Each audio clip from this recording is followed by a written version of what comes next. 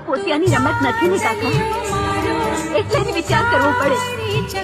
એટલે તું કહેવા શું માંગે છે?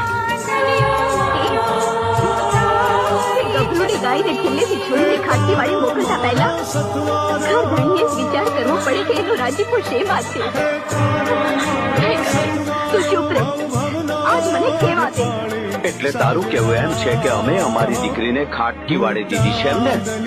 આ વાત હું જ નહીં, આખું ગામ જાણે છે કે ભગવાન મગજનો કેટલો ગાંડો છે.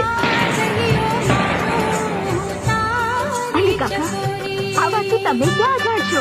કમલી, તારે આ માવજી મૂકીને સલાહ આપવાની જરૂર નથી. અમને અમારી દીકરીના સારા નશાનો વિચાર કરતા આવડે છે.